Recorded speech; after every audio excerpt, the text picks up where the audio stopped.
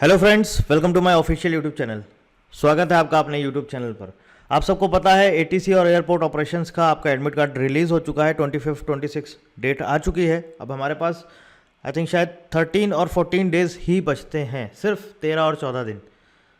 इस लास्ट के 14 डेज़ में क्या एक प्रॉपर स्ट्रेटजी फॉलो करनी चाहिए, क्या अप्रोच होनी चाहिए कि जिस तरह से हम इस एग्ज़ाम में सिलेक्शन ले पाएँ। सबसे पहली चीज़, एक प्रॉपर एक पॉजिटिव माइंडसेट अपना बनाइए कि मुझे इस एग्ज़ाम को क्रैक करना है, इस एग्ज़ाम में मुझे सिलेक्शन लेना ही लेना है। क्या हुआ क्या नहीं हुआ, ये नहीं पढ़ा वो नहीं पढ़ा, इतना सिलेबस बाकी है उतना सिलेबस बाकी है, अभी मेरा ये नहीं हुआ है, अभी मेरा ये नहीं हुआ, अभी टेस्ट सीरीज़ भी नहीं करी है, अभी ये सब्जेक्ट में ये टॉपिक बचा हुआ है, इतने % हो गया, इतने बचा हुआ है, सब छोड़ दीजिए। ये लास्ट के 14 डेज़, आप बस इस लास्ट के 14 डेज़ में अपना 100% दे दीजिए। आप मान के चलिए आपके सिलेक्शन के चांसेस बहुत ज़्यादा बढ़ जाएंगे। पीछे क्या हुआ क्या नहीं हुआ वो मैटर नहीं करता, ये लास्ट के 14 डेज़ सबसे इंपॉर्टेंट है आपकी लाइफ के। आपने अगर अपने आप को इस 14 डेज़ में रगड़ दिया तो आप इस एग्ज़ाम में सिलेक्शन ले सकते हैं और अच्छी खासी जॉब पा सकते हैं। तो चलिए हम आपको इस वीडियो में बताएंगे कि आपको क्या फॉलो करना है, क्या नहीं फॉलो करना है, किस तरह से कौन कौन से सब्जेक्ट्स को डील करना है। सबकी देखिए स्ट्रैटेजी अलग होती है, सबका पढ़ने का तरीका अलग होता है, सबकी जो क्या बोलते हैं आपकी कैप्चरिंग पावर जो होती है सबकी अलग अलग होती है। तो इसलिए मैं आपको सिर्फ एक प्लान दे रहा हूँ कि आप इसके अकॉर्डिंग इस तरह से पढ़ सकते हैं। ज़रूरी नहीं कि आप इसी को फॉलो करें, आप अपने अकॉर्डिंग जो भी आपकी स्ट्रेटजी आप उसको फॉलो करिए। मैं बस आपको एक गाइड कर सकता बता सकता हूँ कि आपको थोड़ी सी हेल्प मिल जाएगी कि हाँ आप ऐसे ऐसे पढ़ लो बस, ठीक है। तो सबसे पहले हम बात करेंगे, देखिए सबसे इंपॉर्टेंट चीज़ है जो आपके एग्ज़ाम के लिए वो ये है कि हमें क्या चीज़ करनी चाहिए क्या नहीं करनी चाहिए। सबसे पहली चीज़ जो आपको मैं बोलूँगा वो बहुत इंपॉर्टेंट है, मोस्ट इंपॉर्टेंट है, वो ये है कि आप प्लीज़ पेन पेपर छोड़ दीजिए। पेन पेपर छोड़ दीजिए। बहुत से बच्चों का क्यों नहीं क्वालिफाई कर पाते हैं, इसीलिए नहीं कर पाते हैं कि वो क्वेश्चन लेके बैठे हैं, एक नोटबुक लेके बैठे हैं, रफ पेपर लेके बैठे हैं, अब सॉल्व करने बैठे हैं 15 मिनट 20 मिनट, अभी तक वही ट्रेडिशनल मेथड चल रहा है, वही पुराना हिसाब किताब वैसा का वैसा ही लिखा पढ़ी वाला वही चल रहा है। ये ऑनलाइन एग्जाम्स होते हैं, 120 मिनट्स में 120 क्वेश्चंस आपको सॉल्व करने होते हैं, तो आपके पास इतना टाइम ही नहीं होता है। आप जितनी देर में 2-3 क्वेश्चन करोगे आपके आगे वाला कैंडिडेट उतनी देर में 7-8 क्वेश्चन कर देगा। तो आप अभी से ये 14 डेज 15 डेज पेन पेपर छोड़ दीजिए, बिल्कुल छोड़ दीजिए। जो भी करना है आप अपने माइंड में कैलकुलेशन करिए, जैसे भी करना है, कितना भी बड़ा कैलकुलेशन हो माइंड में करिए। पेन पेपर छोड़ दीजिए, नहीं तो आपको ही मुश्किल होगी। पहली सबसे इंपॉर्टेंट चीज़, इसको ज़रूर ध्यान रखिए, पेन पेपर छोड़ दीजिए। दूसरी चीज़, जो आपके लर्न करने वाले सब्जेक्ट्स हैं, जो याद करने वाले आपके सब्जेक्ट्स हैं, उनको आप एग्ज़ाम के पहले फॉलो करिएगा, एग्ज़ाम के पहले पढ़िएगा, उन सब्जेक्ट्स को आप एग्ज़ाम के पहले डील करिएगा। जैसे कि जीके हो गया, इंग्लिश हो गया और आपका फिजिक्स हो गया। अब कॉन्सेप्चुअल बेसिस है फिजिक्स भी, लेकिन कहीं कहीं यहाँ पर कुछ कुछ ऐसी चीज़ें हैं आपकी जो आपको पढ़नी है, मतलब कि वो वहाँ पर आपको लर्न करना ही पड़ेगा। तो ये 3 सब्जेक्ट्स ऐसे हैं जो आप एग्ज़ाम के पहले डील करिएगा। अभी बताता हूँ मैं आपको कैसे करना है। अब देखिए सबसे इम्पॉर्टेंट आपका जो रीजनिंग एप्टीट्यूड है, अगर आप इसमें प्रॉपर ढंग से अच्छे तरीके से पढ़ाई करते हैं तो मेरे हिसाब से आपके लिए 1 दिन से ज़्यादा इसमें नहीं देना है। सिर्फ और सिर्फ 1 दिन में आपको इसको कंप्लीट करना है, कैसे भी करके कंप्लीट करना है, ये आपकी अटैक है। अब आपके पास इतना टाइम ही नहीं है कि इसको 3 दिन 4 दिन 5 दिन दें।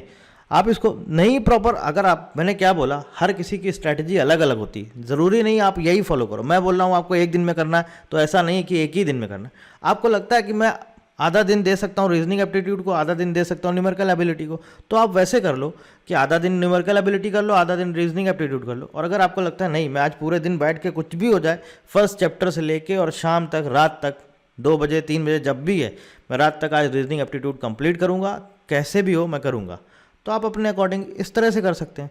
1 दिन दिया आपने रीजनिंग एप्टीट्यूड को, आज है आपका 12 मार्च है आज आपका, ठीक है। चलिए मैं मान लेता हूँ आज और कल 13, चलिए 2 दिन दे दिया आपको मैंने, अभी से लेकर और कल तक रीजनिंग एप्टीट्यूड को, ठीक है।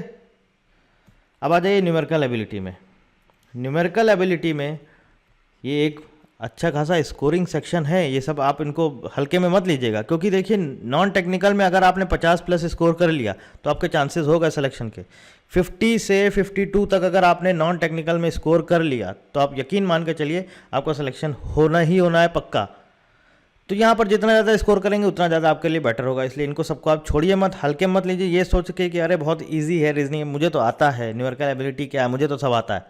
तो ऐसे मत करिए, आपको प्रिपेयर करना ही पड़ेगा। अब बात आती है न्यूमेरिकल एबिलिटी की। न्यूमेरिकल एबिलिटी के लिए भी हम आपको देते हैं 2 डेज, 2 दिन आपको चाहिए ही चाहिए। तो क्या हो गया हमारा 14 एंड 15, 2 दिन इसमें गए। अब आप क्या करिए, एक टॉपिक लेके बैठिए, एक चैप्टर लेके बैठिए, जो भी हमारे अंकुर सर ने पढ़ाया आप उनका वीडियो देखिए, वहाँ से पढ़िए। पढ़ने के बाद क्या करिए, आप उसके प्रैक्टिस क्वेश्चन, अंकुर सर ने शायद दिए ही हुए हैं हर सब्जेक्ट के, आप उसके प्रैक्टिस क्वेश्चन वहाँ पर सॉल्व करिए। पूरे जो भी क्वेश्चन है आप उनको सॉल्व करिए। इसके बाद प्रीवियस ईयर क्वेश्चन आप देखिए, वो भी अंकुर सर ने कराए हुए हैं, तो प्रीवियस ईयर क्वेश्चन आप सॉल्व करिए। और उसके अलावा अगर आपको एक्स्ट्रा सॉल्व करना है, एक्स्ट्रा कुछ और प्रैक्टिस करना है, तो उसके लिए आप SSC के प्रीवियस ईयर पेपर्स फॉलो कर सकते हैं। SSC CGL, ठीक है, SSC CGL previous year question paper आप फॉलो कर सकते हैं। अब 15 हो गई। अब आते हैं हम अपने सबसे इम्पॉर्टेंट पार्ट पर, जो कि है फिजिक्स और इंजीनियरिंग मैथमेटिक्स। अब देखिए, इंजीनियरिंग मैथमेटिक्स काफ़ी पहले हमारा सिलेबस हो गया था, नरोत्तम सर ने पढ़ाया, बहुत अच्छा पढ़ाया है, और कई सारे बच्चों ने ऑलरेडी काफ़ी कुछ इसका पोर्शन पहले ही कंप्लीट कर लिया है। कुछ बच्चों का बचा होगा, बाकी मुझे लगता नहीं है, बाकी सब ने इसको तो ज़रूर कंप्लीट कर लिया होगा। तो यहाँ पर आपके लिए एक बहुत अच्छा स्कोर करने का चांस है, क्योंकि 30 क्वेश्चंस आपका इंजीनियरिंग मैथमेटिक्स से आते हैं। तो जिन्होंने पढ़ लिया है उनको सिर्फ रिवाइज करना है, 2 दिन आप इसको हार्डली आप दे सकते हैं। जिन्होंने पढ़ लिया, मैं उनकी बात कर रहा हूँ, जिन्होंने पढ़ लिया है आपको सिर्फ रिवाइज करना है। आप इसके लिए 2 दिन दे सकते हैं, 16 और 17 आप ये 2 दिन इसके लिए दे सकते हैं, बिल्कुल दे सकते हैं। 16 और 17, 16 और 17 आप इंजीनियरिंग मैथमेटिक्स करिए पूरा अच्छे से ढंग से, जो कुछ भी कर लिया आपने उसको रिवाइज करिए। और जिन्होंने नहीं पढ़ा है, जिन्होंने बिल्कुल ही नहीं पढ़ा है, छुआ ही नहीं है, जो ये सोच रहे हैं कि मैंने सब थोड़ा बहुत पढ़ा है या बिल्कुल नहीं पढ़ा है, अब पढ़ना चाहता हूँ तो अब क्या करूँ, तो आप इसके लिए एक काम करिए। अब आप नहीं पूरा कवर कर सकते हैं तो जो इम्पोर्टेंट पार्ट है, जो इसका जो सबसे इम्पोर्टेंट, जो हर पिछली बार और उसके पिछली बार हर बार एग्जाम में पूछा था, 10-15 क्वेश्चन, 20 क्वेश्चन इन्हीं टॉपिक से ही पूछे जाते हैं, तो आप वो फॉलो कर सकते हैं। जैसे कि कैलकुलस सबसे इंपॉर्टेंट है, इसको तो आपको पूरा ही पढ़ना है, कुछ भी हो जाए इसमें, सीक्वेंस एंड सीरीज तो सबसे इंपॉर्टेंट। इसके अलावा आपका लीनियर अलजेब्रा, इसके बाद है आपका न्यूमेरिकल मेथड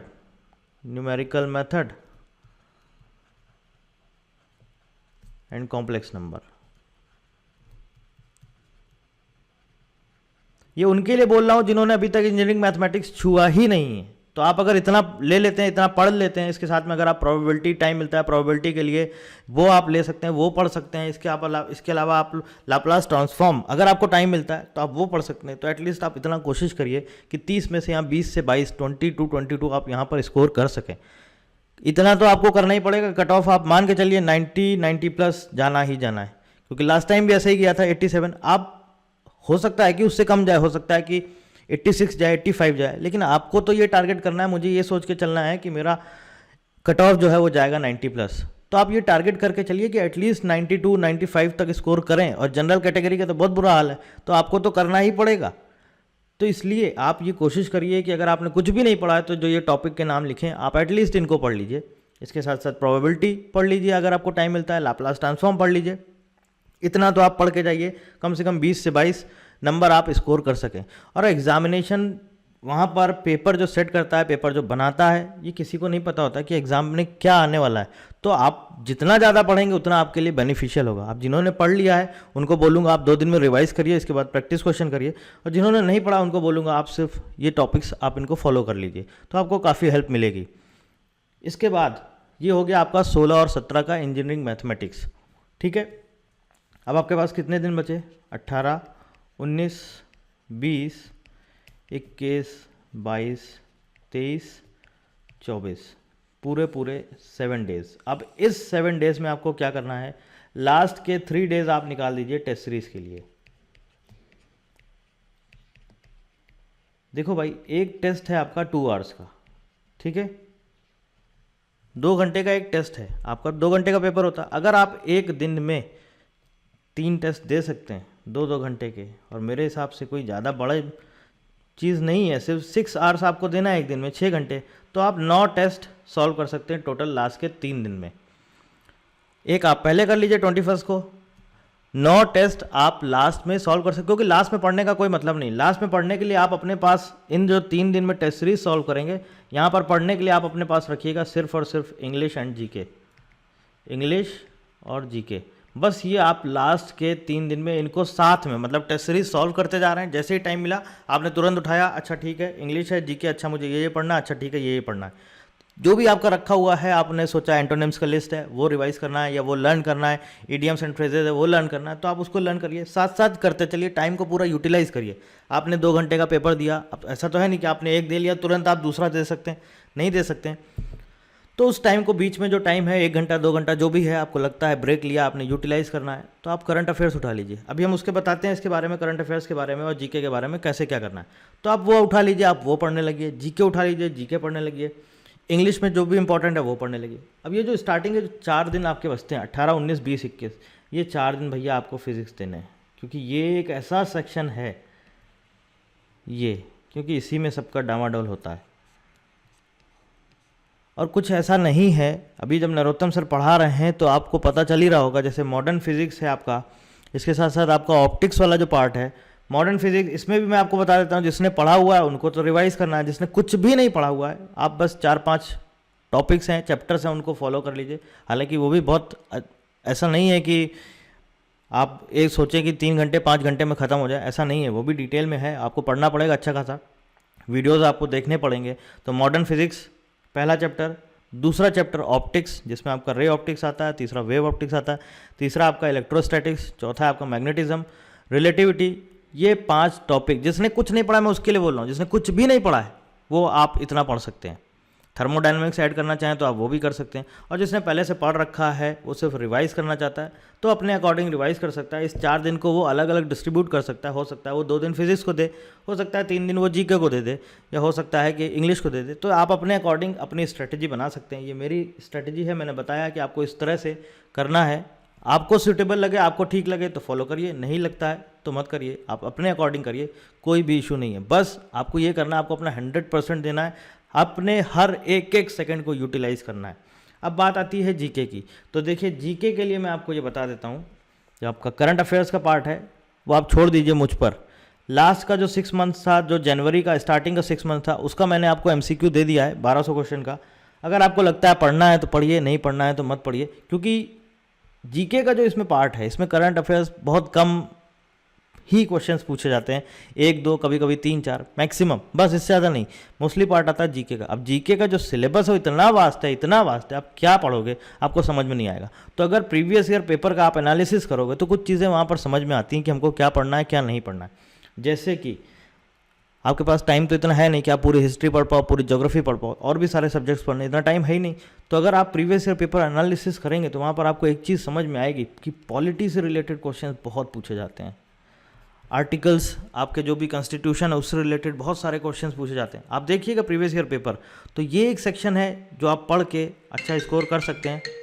इसके साथ साथ पॉलिटी के अलावा दूसरा जो इम्पोर्टेंट चीज़ है, टॉपिक है, वो है स्पोर्ट्स। तो स्पोर्ट्स से रिलेटेड जितना भी आपका न्यूज़ है पिछले 5-6 महीने का, आप वो ज़रूर पढ़िए। बल्कि मैं ये बोलूँगा पिछले पूरे साल भर का जो स्पोर्ट्स का न्यूज़ है वो आप ज़रूर पढ़िए। और पॉलिटी, आप प्रीवियस ईयर पेपर देखिए, पॉलिटी के क्वेश्चंस और स्पोर्ट्स, पॉलिटी क्वेश्चंस मैं शेयर कर दूंगा, और स्पोर्ट्स, ये 2 ऐसे हैं जो आपको जीके में पढ़ने ही पढ़ना, क्योंकि आपके पास टाइम नहीं, आप पूरा नहीं पढ़ सकते, तो एटलीस्ट इतना तो पढ़ के जाओ। बाकी करंट अफेयर्स मैं आपको कराऊंगा, करंट अफेयर्स लास्ट का 6 मंथ्स, यानी कि आपका सितंबर, अक्टूबर, नवंबर, दिसंबर, जनवरी, फरवरी, ये मैं आपको करंट अफेयर्स कराऊंगा। सबसे पहले आपको 2 वीडियो में आपको प्रोवाइड कराऊंगा करंट अफेयर्स। पहले वीडियो में आपको मिलेगा सितंबर, अक्टूबर, नवंबर, 3 मंथ्स का करंट अफेयर्स, सितंबर, अक्टूबर, नवंबर 3 मंथ्स का, और दूसरे वीडियो में आपको मिलेगा दिसंबर, जनवरी, फरवरी, ये 3 मंथ्स का करंट अफेयर्स। पूरा मैं आपको रिवाइज करा दूंगा करंट अफेयर्स, 2 पार्ट में रिवाइज कराऊंगा आपको, 6 महीने का करंट अफेयर्स। तो आप वहाँ पर अपना कहीं टाइम वेस्ट मत करिए, उसकी गारंटी मैं आपको लेता हूँ करंट अफेयर्स की। आपको कहीं से नहीं पढ़ना है, बस जो मैं आपको वीडियो प्रोवाइड कराऊंगा, 2 पार्ट में वीडियो होंगे, 3 मंथ्स का, आप उतना पढ़ लीजिए बस। और जीके के लिए मैं आपको सजेस्ट करूंगा आप पॉलिटी, स्पोर्ट्स पढ़ लीजिए, और इसके साथ साथ एसएससी के प्रीवियस ईयर क्वेश्चन पेपर जरूर कर लीजिए। SSC CGL, not CHSL, SSC CGL के प्रीवियस ईयर के 3 साल 5 साल के पेपर आप उठाइए, वहाँ से जीके उठाइए पूरी, और पूरे एज इट इज। अगर आपको लगता है नहीं रटना है तो रट लो, कभी कभी ऐसे के ऐसे ही क्वेश्चन आ जाते हैं। करंट अफेयर्स छोड़ दीजिए आप मुझ पर, वो मैं आपको करा दूंगा, 2 पार्ट में आपका पूरा 6 मंथ्स का करंट अफेयर्स रिवाइज करा दूंगा। बाकी मैंने आपको बता दिया है, अब अपने अकॉर्डिंग आपको सारी चीज़ें फॉलो करनी, बिल्कुल एक एक सेकंड भी अब आप मत वेस्ट करिए, बस आप लग जाइए। और कोई क्वेरी है, कुछ पूछना चाहते हैं आप, हमें ईमेल करिए। कोई भी प्रॉब्लम आती है आप कमेंट करिए, आप हमें बताइए। जो भी समस्या है नंबर दिया ही गया है, आप वहाँ पर मैसेज करिए, मुझे बताइए कि ये प्रॉब्लम आ रही। पढ़ने से रिलेटेड आप कोई प्रॉब्लम है तो पूछिए, पढ़ाई से रिलेटेड है तो पूछिए मुझसे। कोई भी क्वेरी है, जेन्युइन क्वेरी है कि नहीं पढ़ाई में मन लग रहा है, नहीं हो पा रहा है, डिमोटिवेट हो गए हैं, कैसे क्या करें, आप मुझे बताइए। जितना हो सकेगा उतना मैं आपकी हेल्प करूँगा। So thank you very much and thank you for watching and wish you all the best.